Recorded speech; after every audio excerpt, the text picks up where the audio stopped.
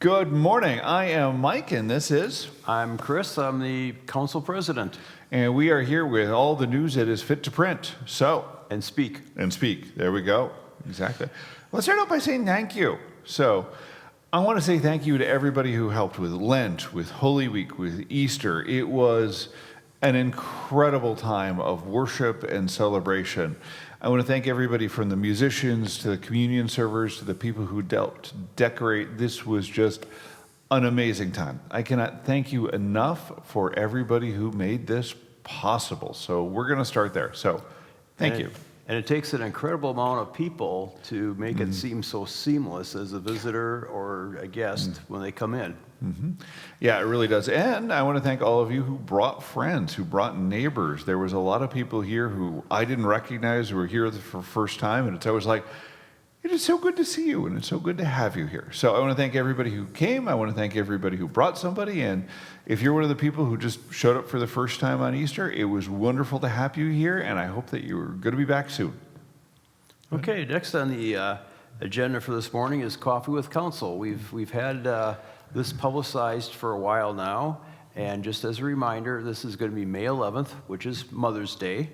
It'll be in between services, and the intent with this is just to increase the communication from the council out to the congregation. We'll have an overview of our council activities, an overview of our financial situation as of the end of April, and an update on all the building-related projects and maintenance projects that are going on in the church, because that's a very important topic as the building ages. So this will be May 11th, and it'll be in between services. And after our brief overview on those activities, we're going to throw it open for a question and answer session. One of the things that council is really wanting to do is just make sure that we have those open lines of communication so you know what's going on, so council knows what you're worried about. This is just one more way to do it.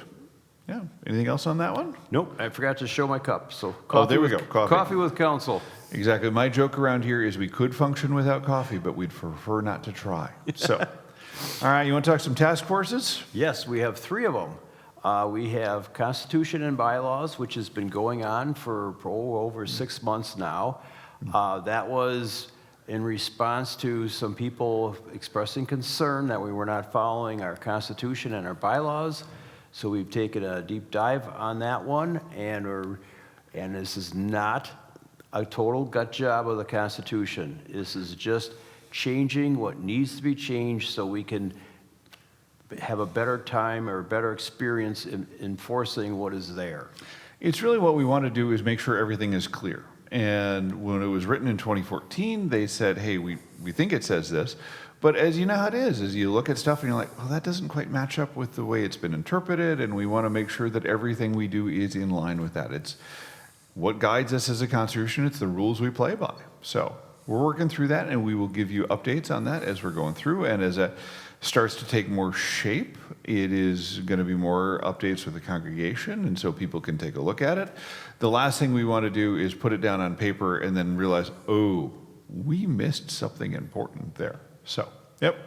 Our next one is a subset of our Constitution and Bylaws, and that is our CRB, which is Church Relations Board. That is spelled out that this board exists in our Constitution, but we're working on redefining or defining what exactly the scope of this board is and what are their roles and responsibilities in the life of Shepherd of the Hills. Exactly. It's one of those things where it was set in the Constitution, but then there's traditions that have grown up around it. So we were like, well, wait a minute. What happens when those things, and is there too many missions? Is that the right thing? Does it fit with what we're doing now?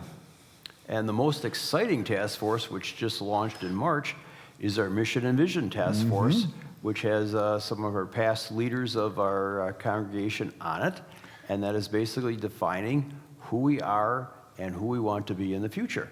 Exactly. Want to put those values down so we know who we are, we can articulate that, and we can go from there. I am also suggesting we form a task force on the unchecked proliferation of task forces, but I don't know if I can get that one through, and I don't know I got time for one more task force. So Oh, But yeah. and relating to this one, if you have not filled out your church survey, which is in the newsletter, please do so, because it'll help you have input into this task force by defining what you like about Shepherd of the Hills and where you think it's going or should go. Yeah, we're just looking for, just at this stage, we're looking for the 5 things that you think define us, the good characteristics of who we are. And we just want to get your input on that, because the more input we have from the congregation, the better our job, or excuse me, the better job we can do in reflecting that input. So don't overthink it. Just put down 5 things that you think define who we are. I think that's all the news. I think that's it. All right, worship, 8:30 and 10:30 this Sunday and every Sunday from here on out. We look forward to seeing you. And draft day is this week. Thursday. I'm hoping the Vikings take a defensive tackle. But no, next week we will break down all of this. And I do want to say thank you again for everybody. I don't know if it's in frame, but we still have all the Easter decorations, and the sanctuary smells amazing this morning with all the flowers that have been sitting in here. So thank you again. We'll see you in worship. You guys have a blessed day.